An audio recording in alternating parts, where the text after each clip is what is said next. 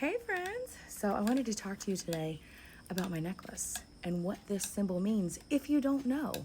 This represents one new man based off of Ephesians 2:14 through 16.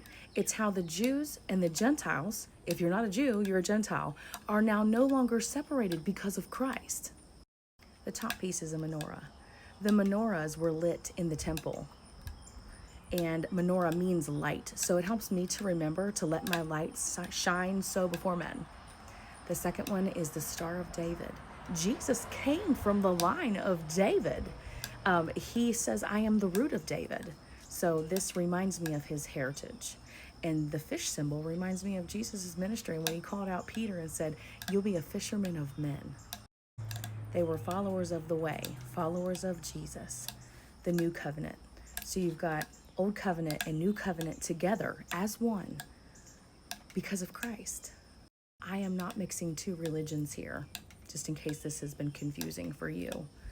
Without Judaism, Christianity ceases to exist.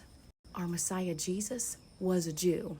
That's a fact, and we can't change that. And it's good to know our Jewish heritage and roots to understand what a lot of this is saying. Because when you understand their culture and the roots and the information, the heritage of them, you understand more what some of the passages in this Bible means.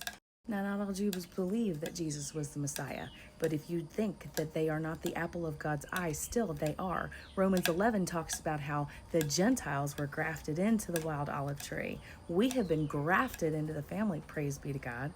Because of Christ, there is unity between the two.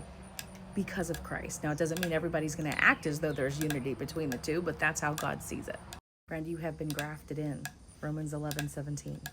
You are the seed of Abraham and an heir to the promise. Galatians 3:29. You are co-heirs with Christ. Romans 8:17. You are kings and priests. Revelations 1:6. And you are one new man, together as one. Ephesians 2:15 specifically. Did you know that even back in the Old Testament, God was bringing in Gentiles into the fold?